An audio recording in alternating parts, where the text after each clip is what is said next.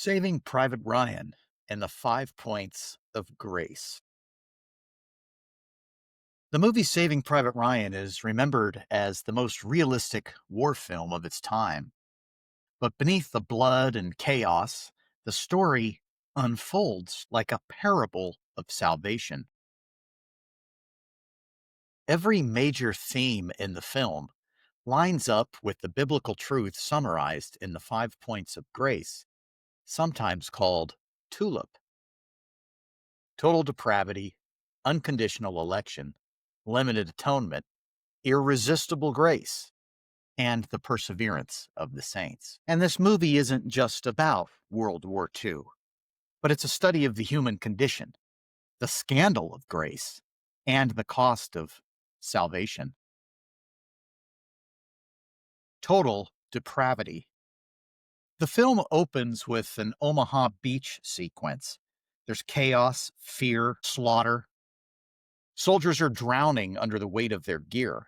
Others are frozen in terror. Even the bravest men are cracking under the pressure. And that is the human condition. It's not noble, but it's broken. It's not basically good, but we're all corrupted to the core. Jesus said in John 8:34, "Truly, truly, I say to you, everyone who practices sin is a slave of sin." And in Matthew 15:19, "For out of the heart come evil thoughts, murder, adultery, sexual immorality, theft, false witness, and slander." The film's brutal honesty about man's condition reflects this truth. Left to ourselves, we are enslaved, bound, and fallen in a world that it is war with God. Now there's unconditional election. Why save Ryan? Why him and not the thousands others still trapped in France? The general doesn't weigh Ryan's merit or his worthiness. He simply decrees, "This mother has lost 3 sons already. We will bring back the fourth." Election is like that. It's not earned. It's not deserved. It's the will of the one who is in authority. Jesus said in John 15:16, "You did not choose me, but I chose you and appointed you that you should go and bear fruit." And again in John 6:37, "All that the Father gives me will come to me, and whoever comes to me, I will never cast out." Ryan was chosen to be rescued because a command came from on high that said it should be so. And this is exactly how grace works. The general here is reaching down and selecting Ryan to be saved. Limited atonement, or sometimes known as particular redemption. Now, in the movie, we have a squad of soldiers that are sent in on this mission to save Ryan, but they're not sent to everyone in Europe. They're not tasked with ending the war. Their mission is narrow, it's costly, and it's very specific. They are tasked with saving one man. And this mirrors how Christ's death is not a vague possibility for the whole world in general, but an effective personal act of redemption for those that the Father has given to him. As Jesus said himself, "I am the good shepherd. I know my own, and my own know me, just as the Father knows me, and I know the Father. And I lay down my life for these sheep." Christ's sacrifice was not abstract. It was definite, just as the squad's sacrifice was aimed at Ryan in particular. And then we have irresistible grace. When the squad finds Ryan, if you recall, he resists. He says he doesn't want to abandon his brothers on the bridge.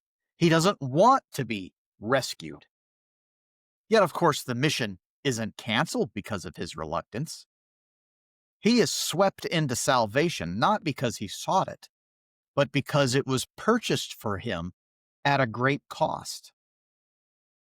Even Jesus said, "No one can come to me unless the Father who sent me draws him, and I will raise him up on the last day."